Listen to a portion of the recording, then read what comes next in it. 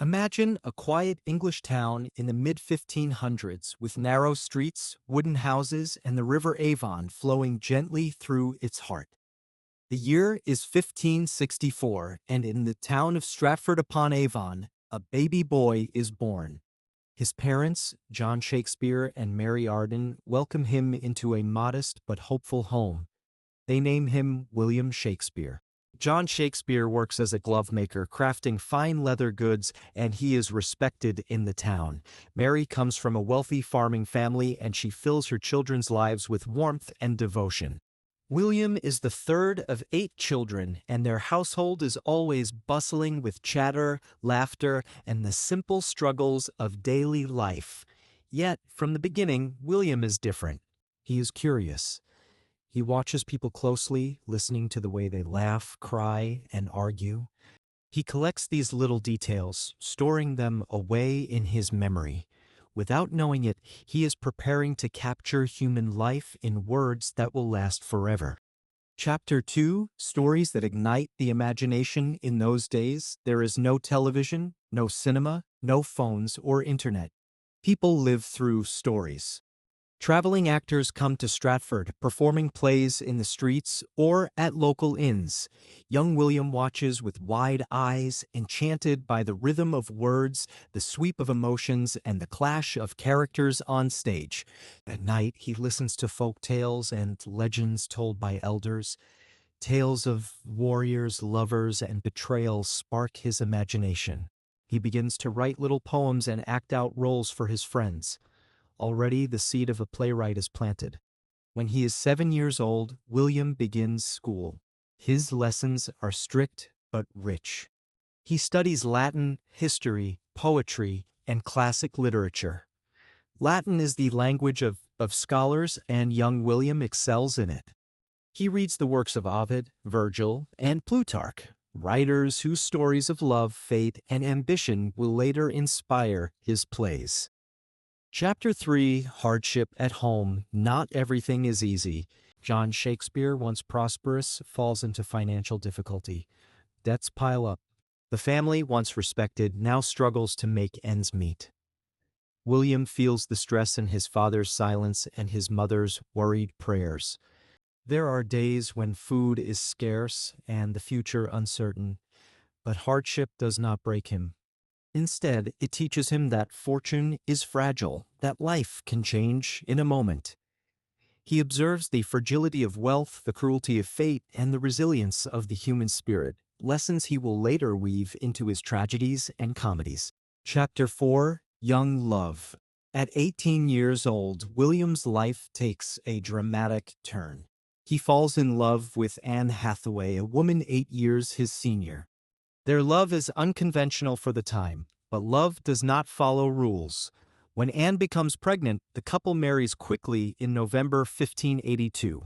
Soon they welcome a daughter, Susanna, followed by twins, Hamnet and Judith.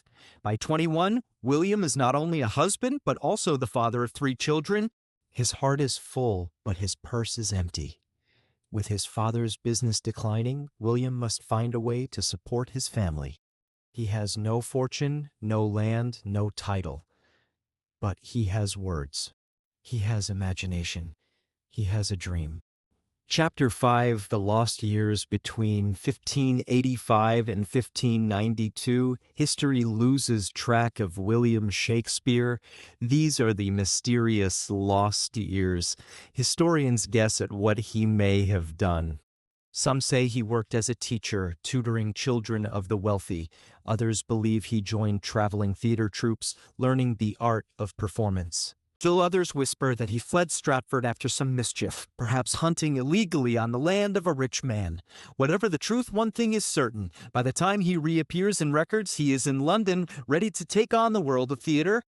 Chapter 6, Arrival in London. London in the 1590s is alive with energy and ambition.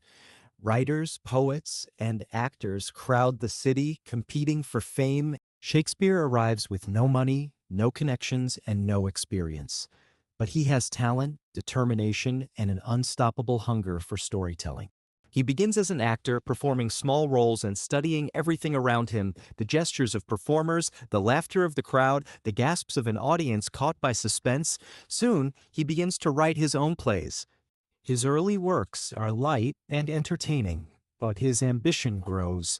He wants to move hearts, to make people laugh and weep, to reflect life itself upon the stage.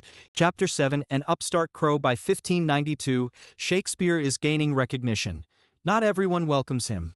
A rival playwright, Robert Greene, sneers at him as an upstart crow, a nobody pretending to be a great writer, but instead of discouraging him, the insult steals his resolve. He works harder, writes more plays, and wins over audiences. Then disaster strikes, the plague sweeps through London, closing theaters. Shakespeare turns to poetry, publishing Venus and Adonis and The Rape of Lucrece. His verses earn him both fame and patronage. Even Queen Elizabeth I admires his work. When the theaters reopen, Shakespeare is ready to return with more power than before. Chapter 8, The Globe Rises. In 1594, Shakespeare joins the Lord Chamberlain's Men, a theater company that will become his family and foundation. He writes, acts, and collaborates with fellow performers. His plays grow bolder and richer. Romeo and Juliet fills audiences with passion. A Midsummer Night's Dream enchants them with magic. Richard III shocks them with ambition and cruelty. By 1599, Shakespeare and his company build their own theater, the Globe. A grand, round playhouse with an open roof, it welcomes thousands of spectators.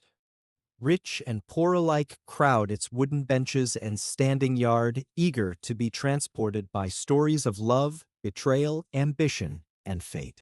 Here, Shakespeare stages his masterpieces: Hamlet, Macbeth, Othello, Julius Caesar. His words echo through the globe, shaping English drama and forever altering the language itself. Chapter 9, The King's Men. In 1603, Queen Elizabeth dies and King James I ascends the throne. Many fear what this will mean for the arts, but King James loves theater and he becomes a patron of Shakespeare's company. They are granted the royal title, the King's Men. This is the highest honor a playwright can receive. Shakespeare now writes not only for the people but also for the court. He performs for kings, nobles, and ambassadors. He is no longer the son of a glovemaker. He is the voice of a nation. Chapter 10, Darker Themes. As the years pass, Shakespeare's plays grow deeper, darker, more philosophical.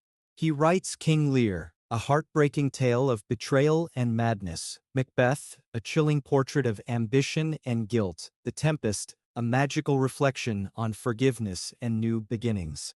These works show a man who has seen the heights of success, but also the shadows of life. He has known love and loss, wealth and weariness. His characters are more human than ever, flawed, fragile, and profoundly real. Chapter 11, A Return Home. By 1611, Shakespeare has achieved everything he once dreamed of. He is famous, wealthy, and admired by royalty. Yet he longs for the quiet fields and familiar streets of Stratford. In 1613, he retires to his home, New Place, one of the grandest houses in town.